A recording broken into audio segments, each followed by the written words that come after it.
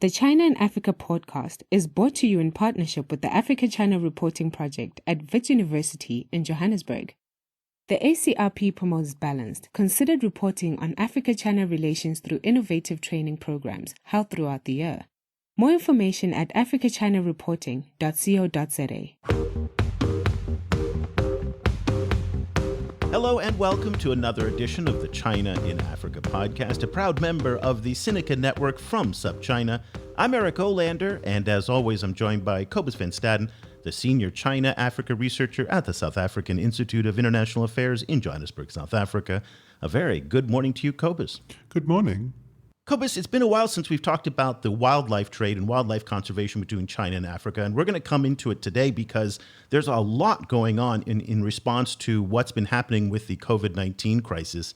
In Africa, there's some rather sad and depressing news that's starting to become more evident, that poaching is actually on the increase, say researchers. And the problem is because without tourists, a lot of local people are becoming much more desperate for food and money, and so they are hunting wildlife more. Also, the poachers are apparently stockpiling ivory, rhino horn, and other animal products in anticipation of when the travel bans will be lifted, so people can basically start buying again in places like Vietnam, also in Southeast Asia and other parts of Africa, and China, of course, as well.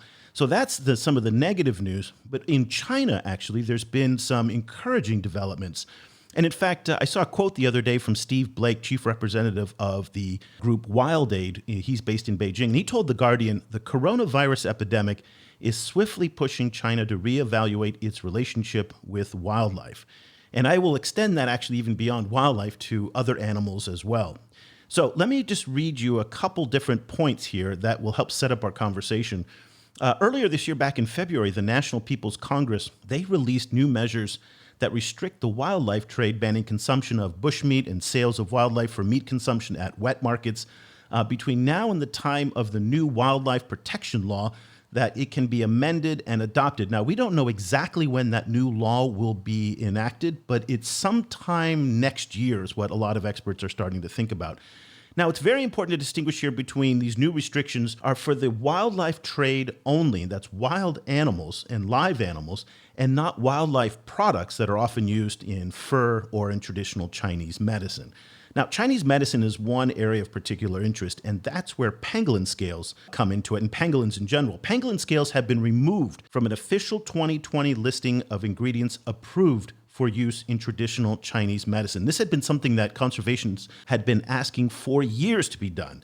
Pangolins, if you recall, are one of the most trafficked animals in the world. They are endangered, and there's a huge trade between Asia and Africa.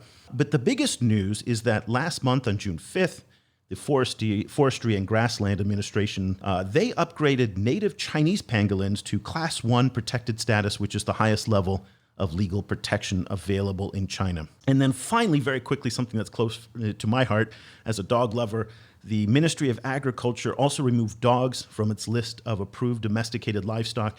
Now they refer to dogs for the first time as companion animals. And anybody who spent time in China, particularly in rural China, places like Guizhou, where I was just last year, you've seen the dog markets. It is, for someone like me, it's heartbreaking. So it is encouraging to see all of these new developments. And Cobus, this will once again be another legacy of the COVID-19 crisis when we look back on 2020, is that we've seen more changes in Chinese wildlife and animal legislation than we've seen for years. Yes, I think this must be, kind of one promising development coming out of all of the negative press that China has been getting over the origin of the COVID-19 virus, particularly the theory that it came from wet markets.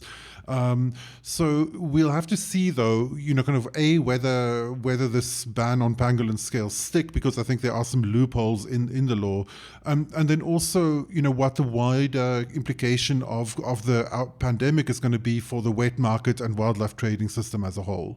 Let's get some perspective on this. We're thrilled to be joined for the first time by Linda Cho, who's a policy advisor for the conservation group Trafficking. She's joining us for the first time from Beijing. A very good evening to you, Linda. Hi, everybody. Good morning. So, Linda, help us understand what's going on. I just kind of went through a lot of the things that have been happening. As Cobus said, there are some loopholes in all of this, so it's not perfect.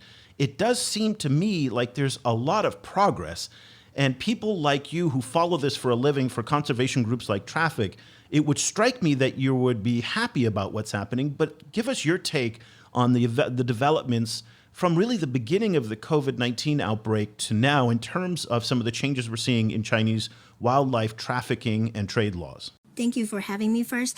I would like to say, actually, you're right. Banning all the consumption of wildlife is a big progress in China.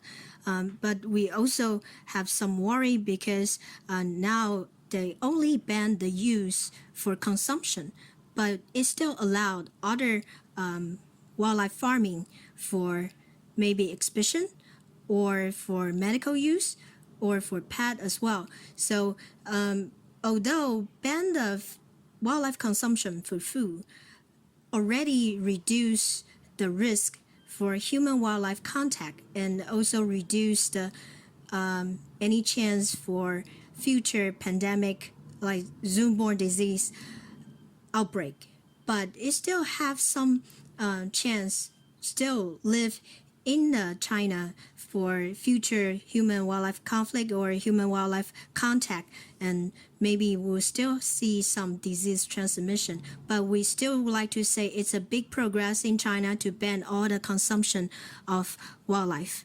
What has been the discourse in China around the wildlife farms? Because in the West, as the COVID pandemic spread, people were really condemned all of the wildlife farms and squarely put all of the blame for the pandemic on the wildlife trading system and the markets.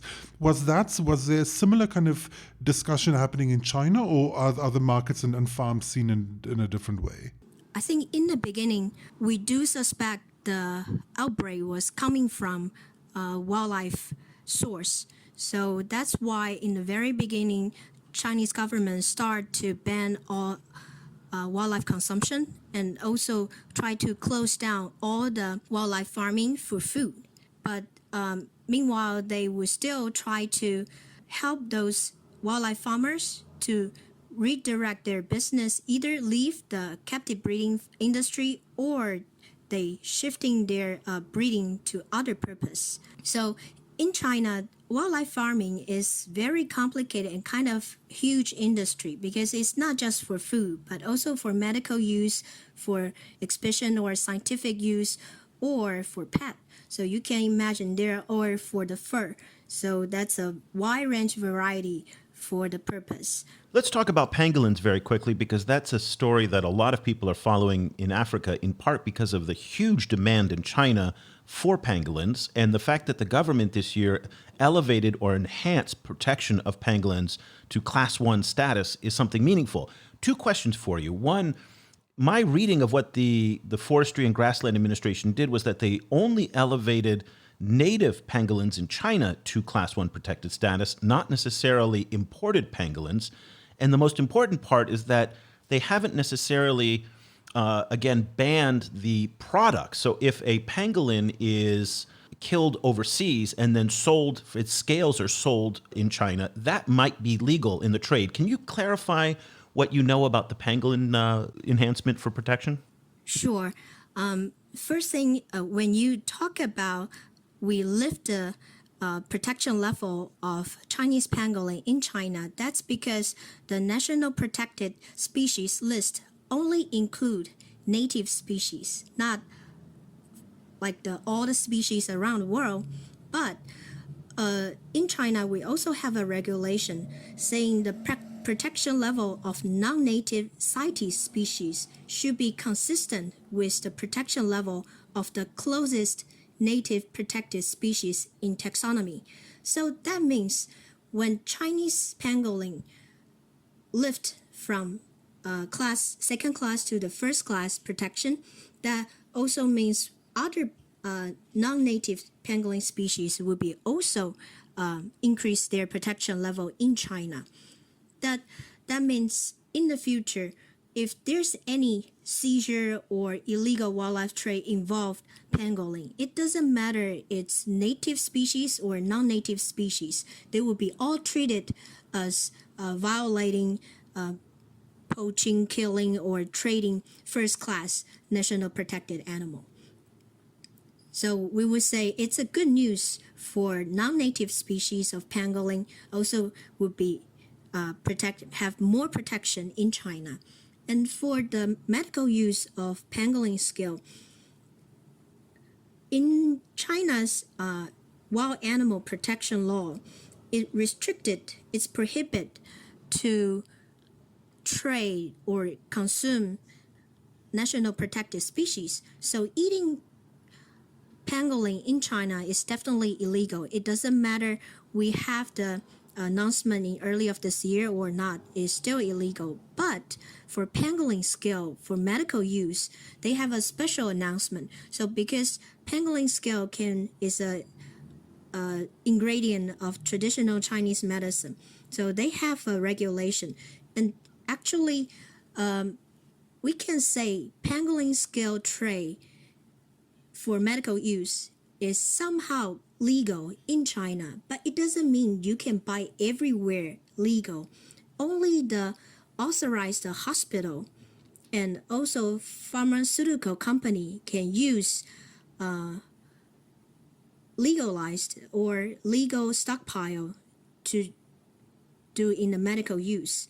And those Chinese medicine contain pangolin scale has to have a special label issued by the National Forest and Grassland Administration and then sold in authorized hospital, then it can be counted as legal.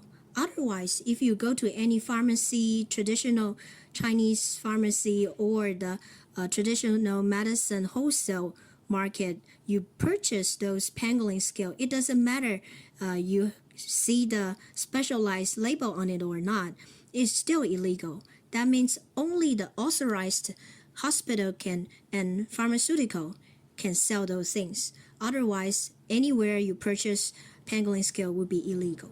Why do you think the government, kind of chose this route, especially considering that, I think, well, in outside of China anyway, the general consensus is that the pangolin scales are made of keratin, and so it's basically the same as fingernails, and they don't have much kind of therapeutic use. Why do you think the government went out of its way to set up this kind of complicated route to make it possible to still get some? Chinese pangolin scale is kind of considered as a very traditional ingredient in the TCM. So it's very difficult for the government to say there's no medical use and there's no medical efficiency as long as there's no scientific test for that. So you can say either way, it's like a nail, like the keratin has no medical use, but when you have no test, it's difficult to say there's definitely no medical efficient at all. But I think the government used that. That's because before they made an announcement in 2007 for regulatory notice for medical use of pangolin scales, at that time, a lot of legal company, they still hold a lot of stockpile. So the way they manage it is to ask for annual quota. So all the registered legal pharmaceutical company and hospital can follow those quota to produce traditional medicine with pangolin scale content. But the problem is after 2015, the responsibility of quota, announcing the quota, already decentralized from the State Forestry Administration. That's the name of National Forestry and Grassland Administration before government reform. And then give the responsibility to the province. So since then, there's no public information available to see what's the national quota information. So that's become a loophole that there's no good way to trace how much quota was used every year, and also means the transparency and also traceability of the stockpile getting kind of blurry. Let's stay on the issue of traditional Chinese medicine because it's a topic that we on the outside oftentimes have a difficulty understanding the cultural importance of it inside of China. Because what we see on the outside, and this is things that Traffic follows very closely, is the horrendous trade in donkey skins that go into Ejiao. We see, for example, lion bones, tiger bones, the use of rhino horn, pangolin, all of these endangered species that then get used in traditional Chinese medicine. And traditional Chinese medicine, again, uses a lot of different ingredients, some endangered, some not. But the impact on endangered animals seems tremendous. And yet it doesn't seem like, just again, from the outside looking in, that the Chinese discourse or the conversation is very sensitive to that. Because, again, as you talked about, they're stockpiling massive amounts of pangolin scales.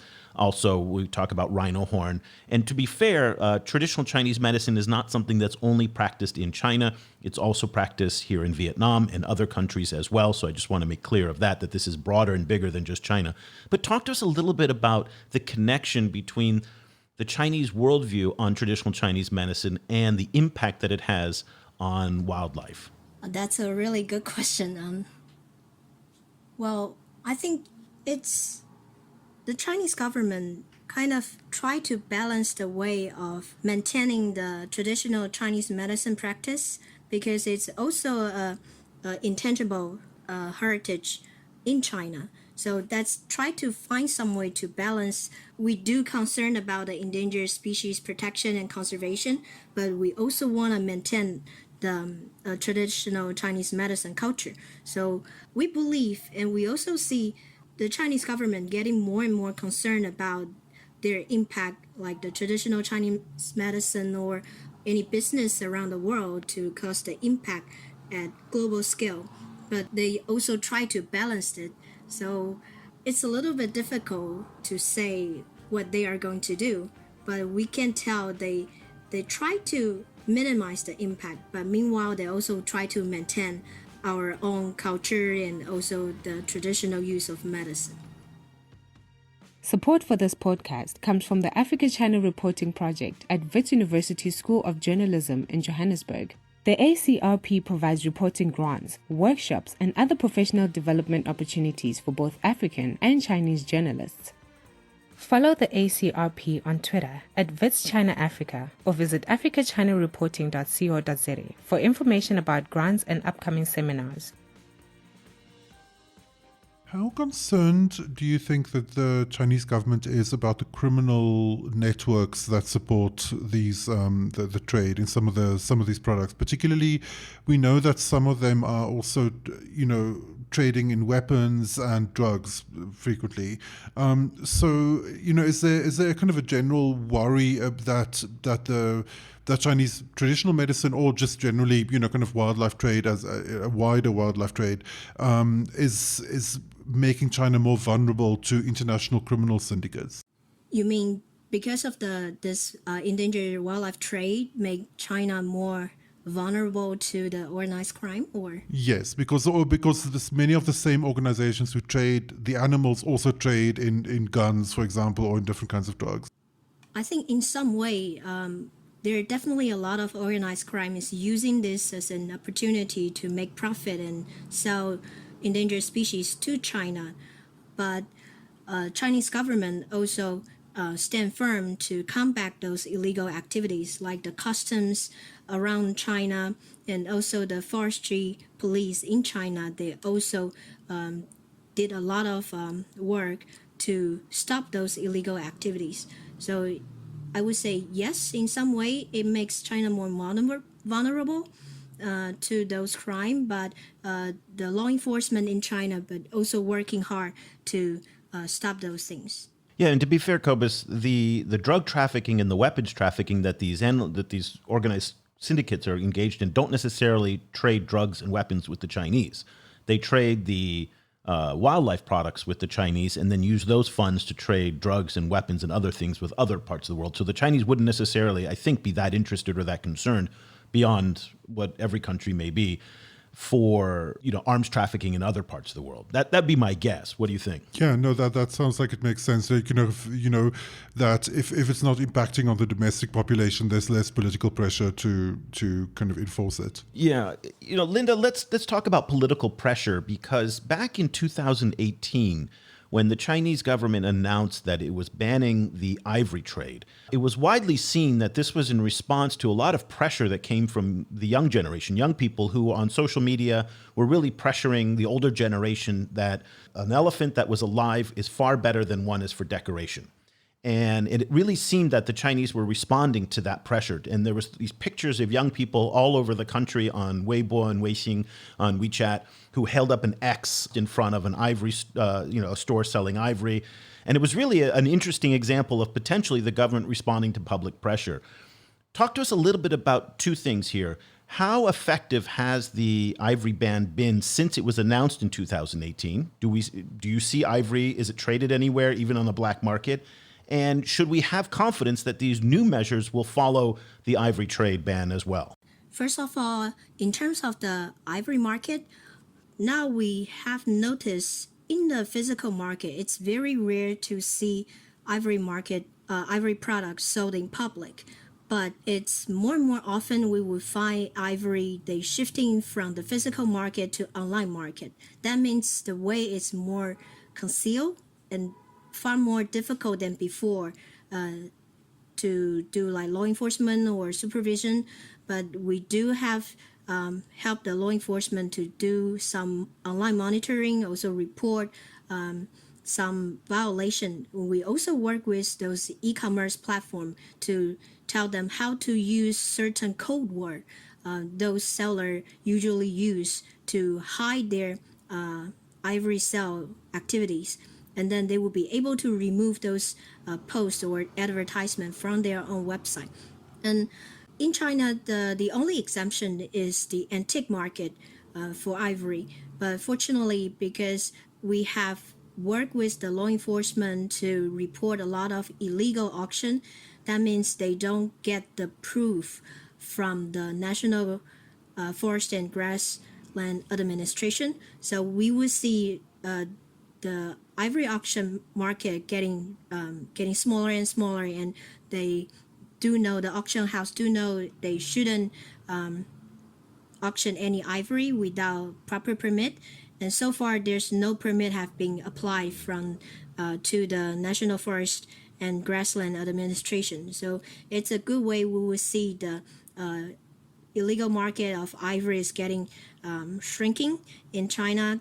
But we also need to put more effort on combating online ivory trade as well. So it's a good sign to see the ivory ban is kind of effective, but it's a long-term process. We need to pay a lot of effort throughout the road to make sure it would get to the end and everything go kind of like we expected. So you're confident that with the announcement on dogs and on pangolins and on and wild animals, that people will follow the rules and the government will actually follow up based on what they've said, based on what we've seen with ivory. You're confident, and Traffic is confident that this will actually happen. Yes. What are some of the other policy goals that Traffic is pursuing at the moment in China? Fortunately, we do see the management of pangolin management announcement just made a few days ago, and now we also looking at the Chinese government is also updating the national protected animal list. So we will see a lot of animals. They are changing their protection level to make it consistent with their CITES appendix listing.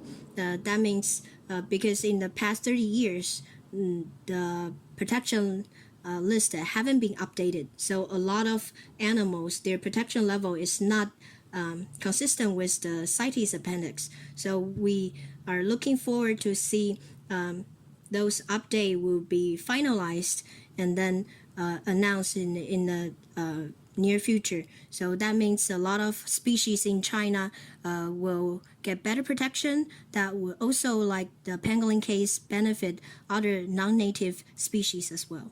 Let's just wrap up our discussion in terms of what should people take away from what happened over the past 6 months in terms of all of these new initiatives and that's happened. And COVID, it seems like, brought a lot of this to the fore. What should we think about this? How should we understand what's happening in China in terms of wildlife protection? And you kind of do this for a living in terms of framing and policy analysis. But for those of us who don't follow this as closely, help us understand the framework for what we're watching now in terms of wildlife conservation and protection. I think in the past 6 months, we would say it's a big progress because, first of all, the Chinese government banned the wildlife consumption in China. And meanwhile, a lot of the general public start to realize the health risk and also the negative impact on health for consuming wildlife. And then we would see the pangolin upgraded and also more management notice and regulation coming up. So it's very positive to see the wildlife conservation and management in China is getting more and more improved. And we also see the law enforcement really follow the government's announcement, do a lot of inspection, also go around to inspect not just the market, but also the captive breeding farming to make sure all the illegal activities are removed. So I think there are a lot of things happen in the past 6 months, but overall we would say it's a positive direction we would like to see, and we really look forward to see China will do more things on wildlife management. Well, if it's anything like what's happened with ivory, which has been a dramatic improvement, and I can tell as someone who was living in China for the past couple of years, to see how the ivory stores have gone away, the ivory markets have gone away. Now in the subways, you see a lot of public awareness about ivory consumption and protecting conservation and protecting animals. It's really great and exciting to see. Also, there's news that a new Chinese drama about pangolin conservation is going to start shooting very soon. That's all part of, I guess, of the public awareness that follows the enhanced protection for pangolins. Let's hope that what has been going on with pangolins will follow what happened with elephants and ivory, and that the population will recover a little bit. Linda, we'll follow up with you in a few months just to see what's going on. We really want to thank you for taking the time to join us. Linda Cho is a policy advisor for Traffic based in Beijing. If you'd like to follow Traffic, you can do so on Twitter at Traffic_WL Trade. Linda, thank you so much for your time. We really appreciate it. Thank you, Eric. Thank you for having me. Thomas, I tend to agree with Linda's assessment that this is a lot of activity, a lot of movements going on. This is a net positive, and it's something that I don't think would have happened with the expediency that it has without COVID. And again, it's one of the rare silver linings that we're seeing from COVID, that we are, in fact, experiencing an upgrade and a new awareness among Chinese policymakers on environmental issues and conservation issues that we've been hearing people like Traffic call for years. And now in the space of 6 months, we've had action on dogs, pangolins, wildlife trade, and so forth. And I think more is probably going to come. The motivations, I wish, were different. I wish it was in the name of animal conservation, but I don't think it is. I think it's, as you pointed out, it's because the concern that this will happen again. It happened in 2003 with the wet markets in southern China in Guangdong province that sparked the SARS outbreak. Again, it happened now in Wuhan. So they're doing it because they are afraid of another pandemic, which they're right to be concerned about, especially as we're also worried about animal-based diseases like African swine fever. So their motivations, I think, are self-serving, but at the end of the day, animals like pangolins are benefiting. Yes, and the thing is, like stopping further pandemics is a good reason to do things, so I think it ends up being win-win. And I think what would be interesting now, obviously the political will or pandemic-driven kind of political will behind closing wet markets is one thing. The will to close down the pipelines of animal wildlife products is another issue. So it'll be interesting to see where the energy falls, as it goes forward. But I agree with you. I think it's very encouraging.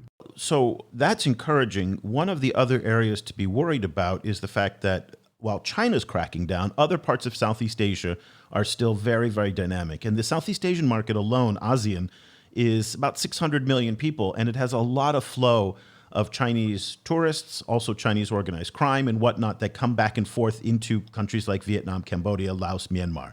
And so a lot of the trafficking routes have been diverted into Southeast Asia, where Chinese buyers then come where there's much less enforcement than there is in China.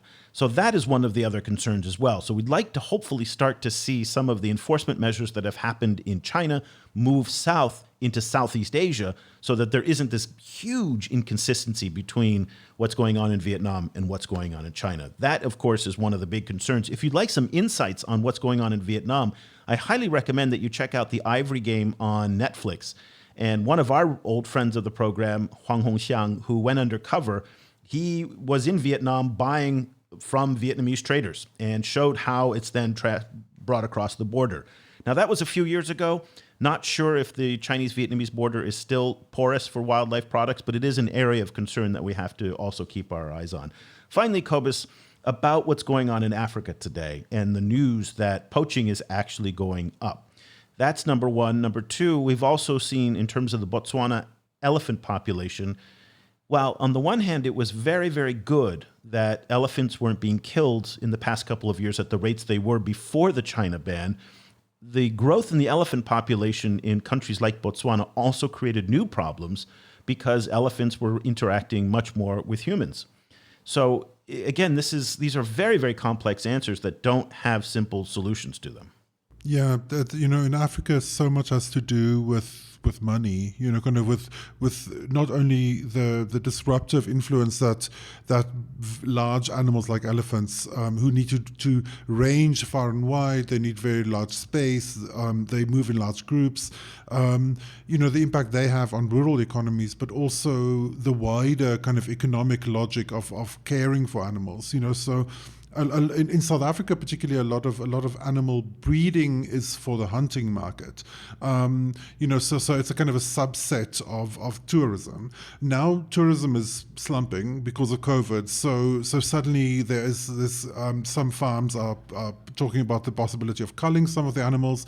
It's this kind of like ongoing issue of the difficulty of having a natural system fit into a human economy, and that is, I think, is some of what brought us COVID to begin with, because as we've seen in the past, a lot of the wildlife farming in China was encouraged by local authorities as a way to keep rural populations going economically as traditional agriculture moved into mega agriculture, like intensive agriculture. So so it's all part of the problem of how to fit a natural system, or how to meet kind of create good meeting spaces between natural systems and human economies, and humankind is not very good with that. This issue of conservation is one that we've actually become a little bit lackadaisical over the past couple of years in covering, and we're going to step up our coverage this year, in part because of COVID, but also because of the importance in the China-Africa relationship, and to make sure that these sustainability issues stay at the front of the conversation in the China-Africa discourse. And oftentimes, especially now with COVID, trade wars, the economy, all the different things going on, it's very easy to have these sustainability and conservation issues pushed aside. So stay tuned to the podcast for a lot of upcoming episodes on this. We're also going to be doing Q&As with experts like Linda that will be featured on the website. And of course, we'll be featuring all of this in our daily email newsletter that goes out to subscribers. We'd love for you to join our growing community of readers around the world. Just go to ChinaAfricaProject.com/subscribe. Use the promo code podcast, and we're going to throw you a super generous discount for being a loyal listener. We'd love to have you, again, part of our community of readers for this newsletter that Cobus and I put out every day. So that'll do it for this edition of the China in Africa podcast. For Cobus Van Staden, I'm Eric Olander. Thank you so much for listening. The discussion continues online. Head over to facebook.com/ChinaAfricaProject to share your thoughts on today's show. The guys are also on Twitter, where you can find Cobus at Stadinsky or Eric at E.Olander. And be sure to sign up for the weekly China in Africa email newsletter by going to www.ChinaAfricaProject.com.